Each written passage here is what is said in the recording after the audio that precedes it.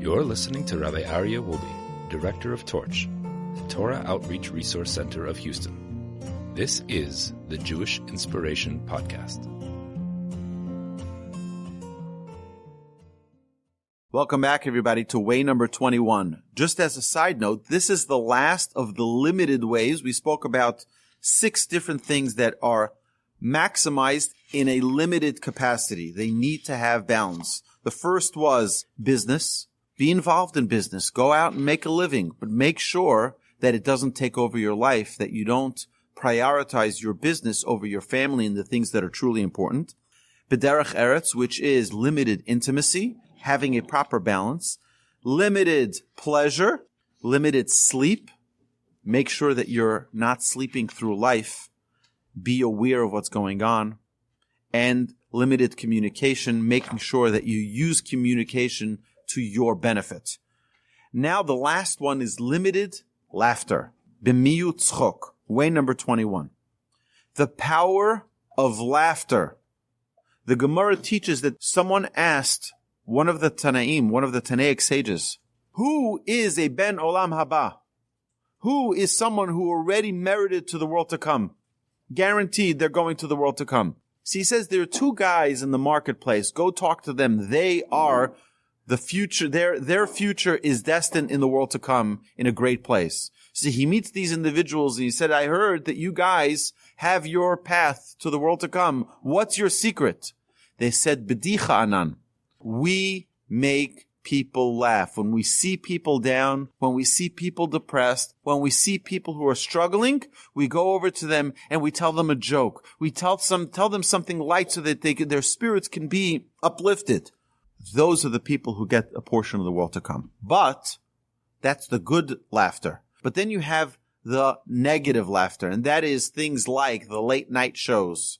Those are negative laughter because they're laughing about people. They're laughing about whoever the president is, whoever they don't like in politics, they laugh at them. Whatever actor does something that's private, embarrassing, or sad, they'll laugh at it on someone else's expense. That's a negative laughter. We have to be very careful and cautious about that. Laughter has the ability to expand one's heart. It doesn't say no laughter. It says limited laughter. There's a good laughter and there's a bad laughter. The risk of too much laughter brings sin, our sages tell us. Someone who's always laughing, doesn't take anything seriously, will fall into a place of grave sin. And we have a risk also of losing our values because nothing means anything anymore. We can just laugh everything off. The Talmud says that one laughter can wipe away 60 inspirations. You ever hear a lecture and it's really inspiring and you're motivated to change your life? One laughter wipes away 60 of those. One wrong laughter. Mockery. But, on the other hand, there was a great Maggid, a great sage from Jerusalem. His name was Rav Shalom Shvadron. Rav Shalom Shvadron would always begin his lectures with a joke. So someone asked him and said, it's unbecoming. You're a great rabbi and you're teaching great Torah. Why do you start with a joke? Why do you start with laughter? He says, I'm like a mother who's feeding medicine to her child. The medicine doesn't taste good. So no child wants to take it. So what do? You make the child laugh. You go, goo, goo, goo, goo, goo. The child smiles and you throw the medicine in. He says, what I do is in my lectures, I'm giving medicine to people, spiritual medicine. So what I do is I make them laugh and then I throw the medicine in because it's not always pleasant to hear that medicine. So we need to use laughter to control our responsive situations. You have sometimes situations that come up that are really challenging. Sometimes you can lighten the environment. Say something funny, something just to lighten things up that can help people cope with challenging situations. Life is a collection of opportunities, not problems. See it as a way to brighten people up. Control it in the proper proportions. There's a right time for everything. Just as a reminder, the Talmud tells us it is better to go to the house of a mourner than to go to the house of a wedding, to a wedding party. Why? What happens at weddings? People get drunk. People get too happy. They lose balance of borders. They say things they probably shouldn't have said. They do things they probably shouldn't have done. In the house of a mourner, people are brought back to what's important in life. That doesn't mean we should be sad running from Shiva house to Shiva house. But it does mean that we should realize that there has to be balance. Laughter can desensitize a person. But laughter is also the best medicine. We know that from the Reader's Digest. I don't know if it still exists. I remember growing up, we'd get the Reader's Digest every month.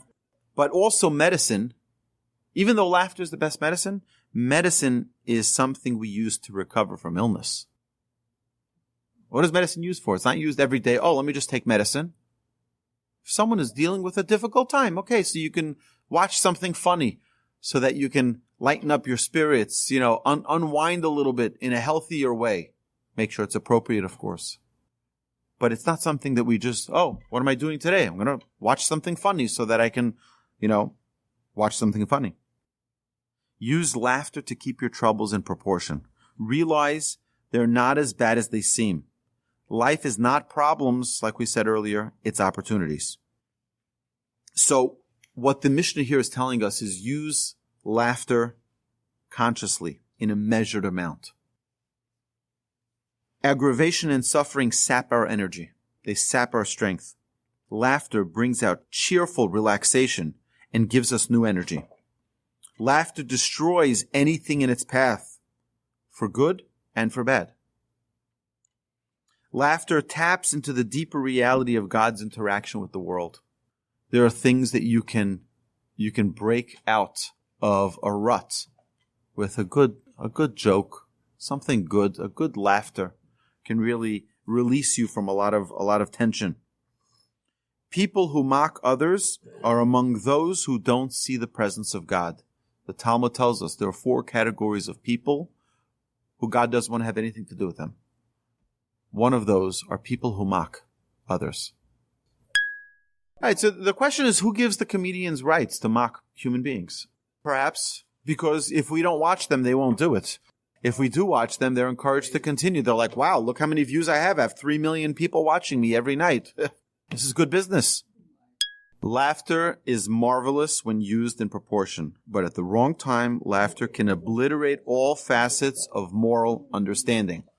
Folks, laugh away, but use it carefully. I said earlier, my grandfather was a very serious man, but he had a fabulous sense of humor, and he loved to laugh, and was very funny. But there has to be a balance. And that's what this lesson teaches us. If a person doesn't have a balance in their laughter, it could be very damaging to their world, to their life, and limiting them from maximizing the ultimate pleasure of this world. My dear friends, that concludes way number 21. You've been listening to the Jewish Inspiration Podcast, a Torch production. Become a supporter at torchweb.org because your assistance enables more Torah learning around the globe. To find more lessons offered by Torch, please visit torchpodcasts.com.